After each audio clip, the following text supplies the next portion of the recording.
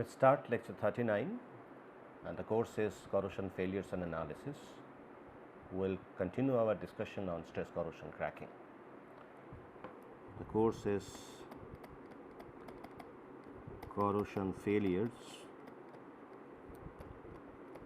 and analysis, lecture 39. We can say corrosion cracking or crack assisted corrosion failure. Within that we are discussing about stress corrosion cracking.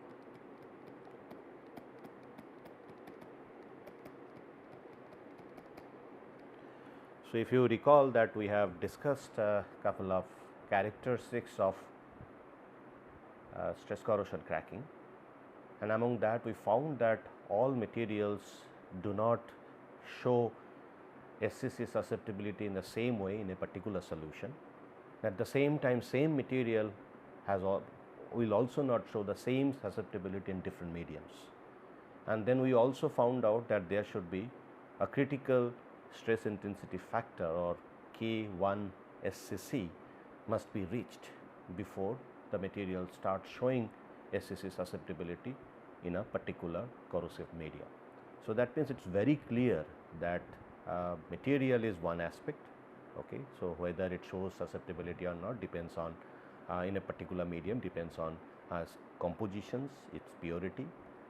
Now, another part is the environment factor, which for example, in the aluminum lithium alloy may not show susceptibility in simple 3.5% NaCl solution, but it can show severe SCC susceptibility in a solution containing sodium chloride, chromic oxide as well as potassium dichromate. So, those are the situations which are coming due to environment factor. Now, another factor is stress. If stress intensity factor has to reach a critical value to show stress corrosion cracking, then definitely there should be a critical stress which should be exceeded before it starts exhibiting stress corrosion cracking. So, that means it is very clear that if we try to draw a circle like this and 3 circles like this,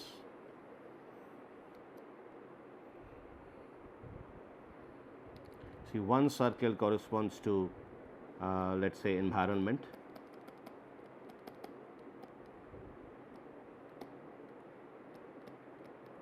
another corresponds to material, and the last one is corresponding to stress, and here stress means sigma critical, which has to exceed.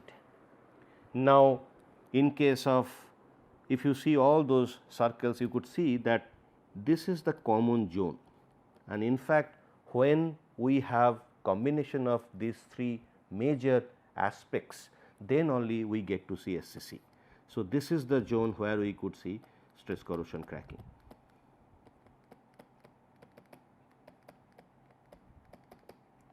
Now, in order to find out the SCC behavior, we have to take material, environment and stress, all 3 in combination. Now, and how could we do it? For example, in case of let us say in galvanic corrosion, or in case of de-alloying, or in case of erosion corrosion. So, there all those cases we have some test methods. Okay. So, like galvanic corrosion, we can see that one part is not corroding, one part is corroding. In case of erosion corrosion, we could see that one section is having influence from the turbulence factor or impingement factor. Those factor we could see clearly from the mark point of view, or even de-alloying case we could see that perforation on the surface. So, we could see that yes, there is a manifestation. Now, in SCC, until unless failures happens, we do not see any manifestation. In fact, it is very silently happening. So, on one fine moment it will happen, that crack will grow at a very high speed, and then catastrophic failure would happen. So, now in order to understand, that means it becomes a kind of a serious aspect to the integrity of a structure. So, that is what one has to find ways to find out SCC susceptibility. So, in order to find that ways to find out SCC susceptibility, one has to do test. So, that is what in case of SCC the test processes are very important. So, in order to find that test processes, one can do several tests. So, different tests, major tests are like one is constant extension or strain, second is constant load, and third is constant strain rate. Within this regime of experiments, one can choose a particular test method to find out SCC susceptibility of a material. Now, one part is SCC susceptibility of a material in different solutions, another part is different materials in the same solution, or another part is the effect of load on the material for SCC. For example, a material shows SCC susceptibility in a particular solution. Now, one has to find out what could be that critical load which would be needed for exhibiting or manifestation of SCC. So, out of that, so every case we can have different ways to load a specimen, because in case of SCC we need stress which should be static and tensile. In this aspect, this stress could be either residual or applied.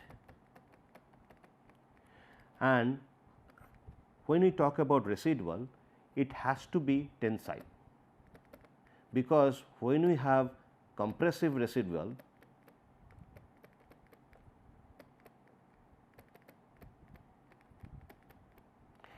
this compressive residual stress, in fact, it does not lead to SCC, it actually prevents SCC. So, we can say this is SCC. Prevent SCC, how? When we have this compressive stress is actually acting opposite to tensile action, tensile stress, that is what it actually prevents fracture tendency of that material. Now, that is why many materials are short pinned to introduce residual compressive stress in the material, which actually prevents stress corrosion cracking. In fact, this compressive stress also prevents corrosion fatigue. In corrosion fatigue, we have a tensile component when that alternate stress is happening. So, the tensile component, intensity of the tensile component can be reduced by this short pinned compressive stress. So, this is one, that is what these conditions are to be maintained. Now, in order to maintain that condition, and here mostly all those tests we actually giving applied stress. Now, how can we have those applied stress? One is, let us say how do we have those arrangements? For example, if we consider constant extension or strain, one can use this kind of arrangement. So, like 2 point bending. How one can do this? One can use a fixture like this, and the sample could be plate kind of thing or a circular cross section. Now, then you bend the sample like this,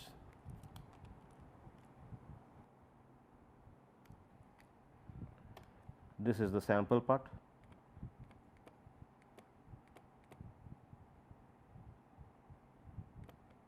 and you can see the stress can be maintained within the elastic zone, and then this entire fixture is to be placed in corrosive.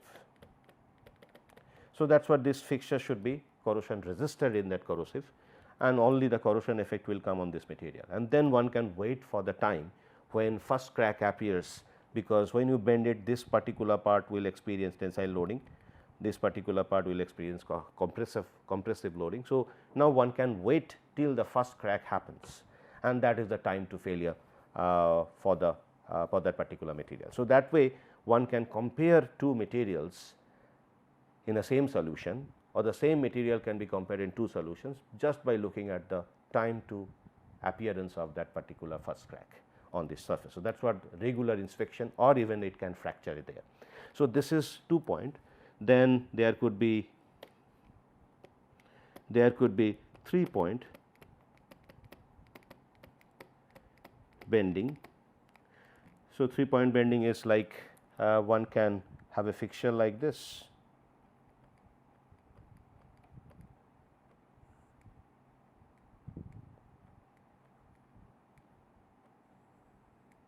Fixture like this, and then we have a screw here, okay, which will push this sample from bottom, and then the sample can be fixed like this, and this particular thing can extend up to this, which can be screwed, and then this, after holding this material between two fixtures, end fixtures, and then one can push that particular screwed object, which will push the center part upward, and that way it will basically a 3 point bending. So, where the sample is loaded like this. So, this is the sample, you have fixture like this is the loading, and this is another loading. So, this is 3 point bending, fine, and this is the sample.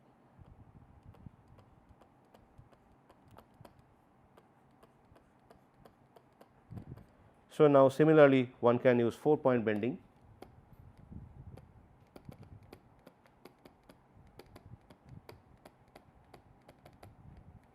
So, where loading would be like this. So, in the schematic, how do we have the load? One can have similar fixture like this,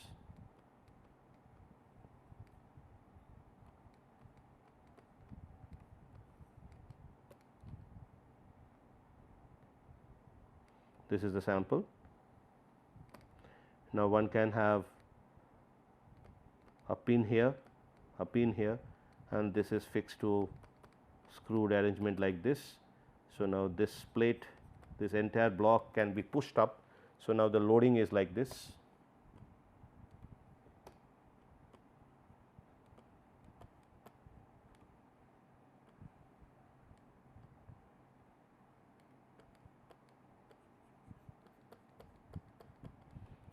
So, it is basically loading is these two ends we are fixing. Now, we are loading like this. So, this is 4 point loading. So, one can use that one also. So, like that way, several ways to have this constant extension method. So, there could be there could be ways like U shaped samples. So, one can have a rod fixture like this, and then here there is a tightening arrangement, and now this is a holding part. Sample can be bent like an U separate object. So, this is the sample, this is the sample, and it is held with a screw, and this end also screw, and this is the fixture where the sample is fixed. So, this is the sample, and this is the fixture which holds that sample, and then it is exposed to corrosive, and we wait for, we start looking at this surface at these portions, and then try to see time to time where is the point of crack generation, and once we get that first crack, then we note down that particular time to failure, and then we compare that time to failure with for the different materials in the same solution, or same material in different solutions. So, that way it is a quick ways to determine stasis susceptibility just by looking at the crack appearance and the time to crack appearance. And this method is very simple, as we could see that, and this here you can use a plate, you can use a rod, and you do not need a very complicated machine arrangements, and then one has to see again time to failure. Fine. Now, in case of, there is one sort of arrangement which is actually nothing but constant load, and in a constant load where you can use a tensile specimen, And for example, one can use a dog bones type of specimen.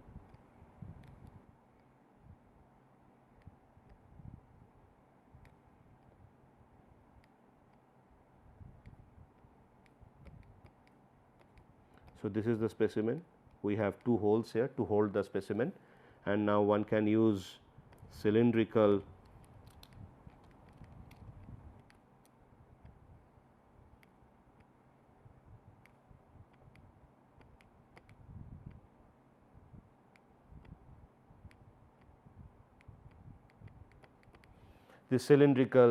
glass apparatus, both ends opening, and then one can put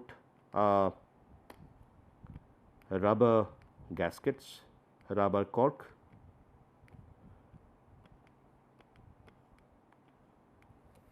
and that rubber cork will have a small hole of the size of this particular tensile specimen, and then that tensile specimen will be pushed through that, and those holes where it will come out from that particular rubber gasket, and so that particular hole should be tight enough so that the liquid should not spill out, and inside that you put corrosive,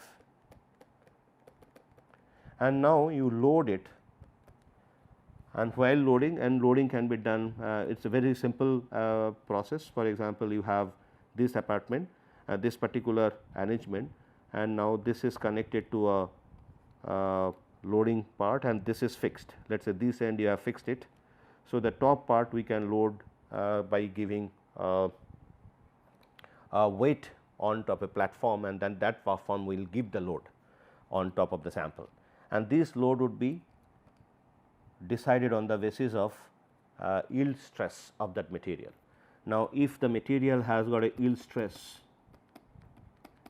which can be found out by doing simple mechanical testing, and after that we multiply with cross sectional area of the gauge portion. So, this is the gauge portion.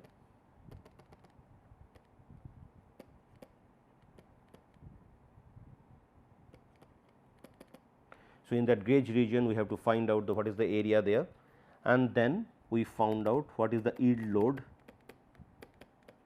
and that yield load is nothing but the load at which the permanent deformation starts of that particular engineering material or the steel. Let us say if it is a steel or titanium alloy or copper alloy or aluminum alloys. Now, once we find out that yield load, we can decide the load, because the load has to be less than the yield stress, and that load could be 80%, 90%, 70%, 60%, different loads of percent of yield load, and then we leave it there, and we have to wait for the fracture to happen, and when fracture happens, that time we note down. So, time to fracture, which is same as time to failure. So, that time is noted down. Now, if we need to perform SCC, know the SCC susceptibility, qualitative knowledge of SCC susceptibility of two materials in a same solution, definitely this time to failure, which has a higher time to failure, definitely that material is resistant against the SCC. And why we are keeping less than the yield load? Because we know that this load is below yield point, and that is what it cannot deform at that load, and that is what if it deforms, if it fails, and should not fail at that particular load. For example, in air, if we put 60% of the yield load of a material, it will never fail. It will have a elastic extension, but it will not fail.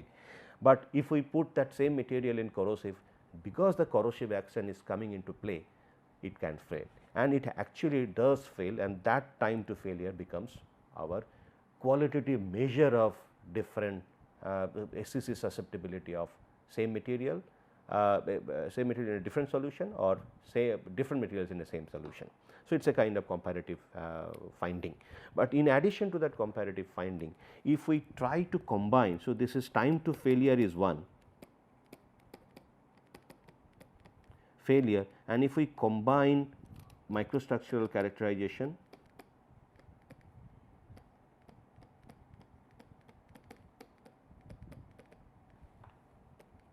if we combine fracture surface analysis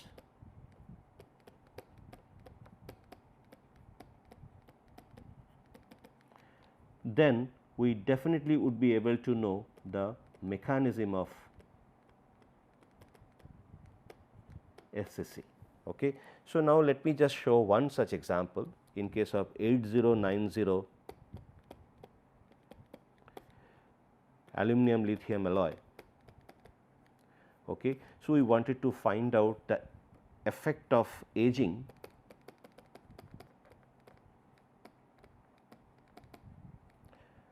on SCC susceptibility of this alloy. Now, this alloy, just like 2000 series aluminum copper alloy, this alloy also is a precipitation hardening alloy. Now, whenever a precipitation hardening alloy is there, now once you solutionize and then take it to a little higher temperature than room temperature, you hold it there, you would see the hardness profile like this, hardness and time. So, now this is at a particular temperature, let us say around 170 degree Celsius, which is more than room temperature. After solutionization, let me tell you, so this is that means all the things, all the elements are taken into solution and then you quench it and then take it to that temperature.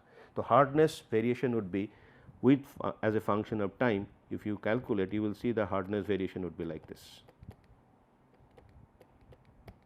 Okay. So, this is the kind of hardness variation, typical hardness variation one can think of. So, this hardness variation could have different characters, like this is hardness, this is time for holding at that particular temperature. So, hardness can be like this, hardness variation like this. In case of copper, aluminum copper system, this is the typical hardness variation one can think of, which is first one is a GP zone formation and then theta prime, theta double prime, then theta prime and then finally theta, which is the equilibrium precipitate that forms. So, now this particular part, this region, this is called peak age, this is called underage, below peak age is basically underage, and then beyond the peak age we call it overage. Now, we wanted to study what is the SCC susceptibility of underage, peak age and overage of that same material. Now, that study gave us, and we did it through via this constant load method. At different load, we found out the time to failure in a solution, and that time to failure plot looks like this. So, this is percentage, this is time to failure and this is load, and load is, let us say this is 50%, this is 60%, this is 70%, 80% and then 90%. Since it is below yield point, so we do not expect deformation. So, you can also roughly assume that this is basically the percentage of yield stress of that material. And then we found out that as the load decreases, time to failure increases and the plot would look like this. Okay. And then we found out that we tried to find out for different materials, peak age, underage and overage, we just compared this kind of graph. This graph can be generated for all the materials at different loads and we just compared, and I am just showing you that data. If you see this particular graph, this is a typical aging curve of that material at 170 degree Celsius. So, this is the peak age condition, the cursor, if you see that cursor is the peak age, below that it is underage and above that time is basically the overage condition. And then we studied this particular plot. If you see that underage has got the highest SCC resistance below 70% of yield stress. That means below 70% yield stress, beyond a 70%, all the materials behave similarly, but below 70% we could see a huge difference between underage and peak age, whereas peak age and overage, they are actually almost of the same level, though overage has got a little higher SCC resistance rather than peak age. Why we could say that? Because the time to failure, all the time this particular thing, this square solid circle is basically the time to failure data at different stress values for that particular alloy, and for the P cage it has the minimum value. That means, it has the highest susceptibility against highest susceptibility to SCC, and underage has got the highest time to failure at the same load. That means, it has got a highest resistance to SCC susceptibility. So, this way we can compare that which material is better, which material is not. In this case, at least same alloy, but different conditions, different microstructures, and we could get such kind of behavior. Now, let us look at other aspects to that. So, this is stress corrosion is taking place because the corrosion action is coming into play. The same material has been tested in air and no fracture happens even if you wait for 6 months. So, in fact, fracture will not happen because the deformation is not there, and if you leave that particular load, it will come back because it is in the elastic zone, 70% of load if you consider. So, now why it is happening? If you want to understand, so time to failure gives me a qualitative assessment that which has higher susceptibility to SCC or which has not. Now, in order to find out the reasons behind that, why the SCC is initiated. So, in order to know that, we have to look at the microstructure part. So, here 4 such microstructure, the same alloy has been shown. Now, this is the optical microstructure. This is the optical microstructure, micrograph you can say. So, this optical micrograph is taken. So, if you see this particular tensile specimen,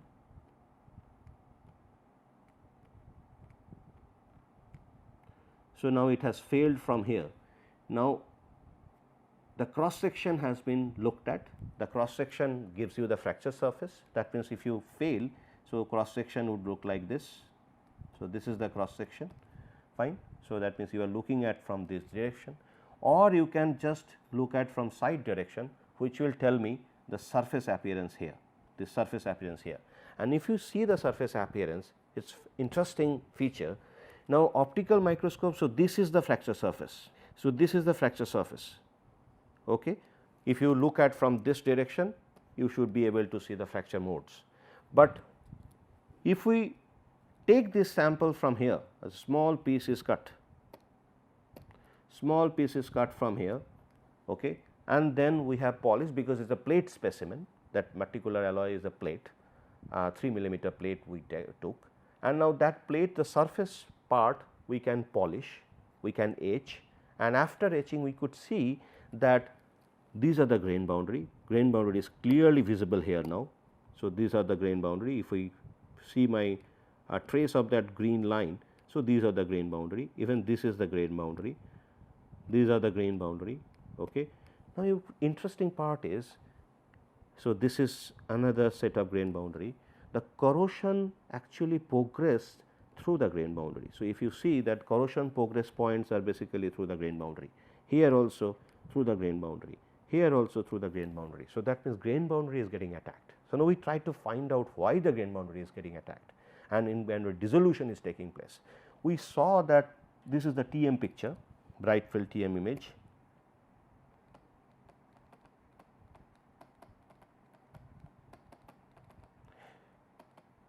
TM is basically transmission electron microscopic image, and we could see along the grain boundary there are precipitates. Okay. So, these precipitates are actually dissolving, and then we had to find out whether that precipitate dissolution can give me a mark. Then we did SEM. So, this is the SEM or scanning electron microscopic image, and there we could find out that these are the grain boundary. So, these are the grain boundary, and along the grain boundary you could see that the dissolution front has gone in. And how did we make sure that it is dissolution? Because if you could see those white patterns, these white patterns are nothing but the corrosion products. Okay. So, that corrosion products, after dissolution, that corrosion product is forming, and those corrosion product is actually having a trace along the grain boundary. So, it is not only grain boundary also, though it is majorly grain boundary, but you could see some of the dissolution front which is going inside the grain. For example, this is one location where the dissolution front has also gone inside the grain. Okay. So, that is also possible. Now, once we found those informations that yes, grain boundary has got a precipitate trace and it is also dissolving. So, we could see that the precipitates are dissolving, and now that is what the dissolution front is going like this. Now, we have a stress acting to that, and then we looked at the fracture surface. So, this is ACM fracture surface.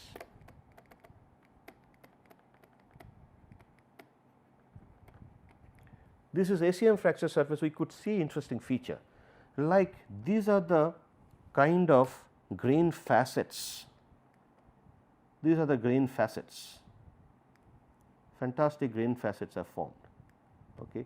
So, these are as if like and in fact, you could see that the crack is following the, this is the one crack path which is following between two grains, the interface along the interfaces between two grains. So, that means along the grain boundary, and along the grain boundary when it is following, this is one of the secondary crack, you can say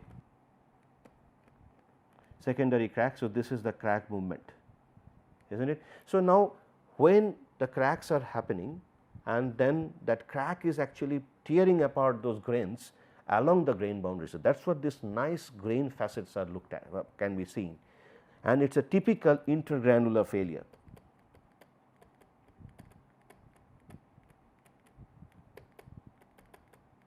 Or fracture. Why? Because the fracture front is going along the grain boundary, and also we could see corrosion products. So, this is a corrosion product. So, this is a corrosion product. Okay. So, those products are also forming. Now, when the fracture happens, so for example, this is a interface, this is the part where corrosion is taking place. So, corrosion is going like this.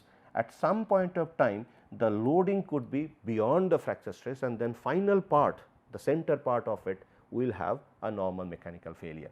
So, but before that we have those signatures, that corrosion deposits, that is a signature that yes, corrosion is taking place. That intergranular corrosion pattern, yes, it also gives the significance that corrosion is taking place. At the same time, failure can only happen like this when the stress is active. So, that means it is a typical case of stress corrosion, and also it is an intergranular mode. But then we also looked at some of the other fracture surface, and interestingly we could see one such fracture surface like this. This is also ACM fracture surface.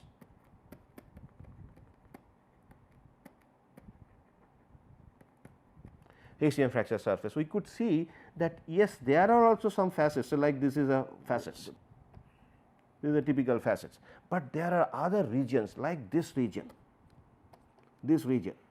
if you could carefully see. So, these are not looking like a facet.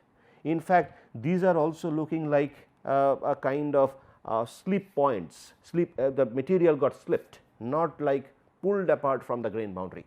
So, these are the typical transgranular feature.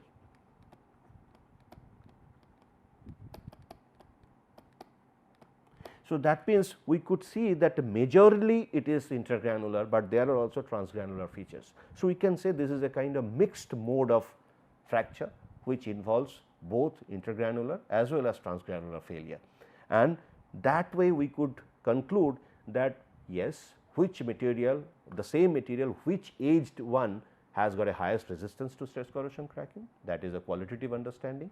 Then we could understand what is the mechanism for the stress corrosion cracking. The mechanism is solute dissolution or the precipitate dissolution along the grain boundary, and then stress is acting there, and then stress takes the material away and the failures happens, and the failure happens through intergranular, majorly intergranular, but there are also transgranular features. And here transgranular means if this is a grain, this is a grain structures, if the crack path follows this path, so then it is intergranular, and if crack path follows through the grain, then it is a transgranular. So, this is transgranular and this is intergranular. So, these many informations can be obtained from this simple constant load test. So, I just wanted to share this information. So, we will talk about another interesting test method, which is the, I would say, the one of the complete test methods to decide stress corrosion susceptibility of a material, because you get too many informations which could be extremely useful. So, till then let me stop here. We will continue our discussion on stress corrosion cracking, rather we will talk about mechanisms of stress corrosion cracking after this lecture. So, in the next lecture we will talk about initially we will start with slow strain rate test machine, which is test actually, because that test gives us much more information about stress corrosion susceptibility of a material, and then we go for mechanism analysis of different mechanisms that are active for stress corrosion cracking of a material. So, till then thank you.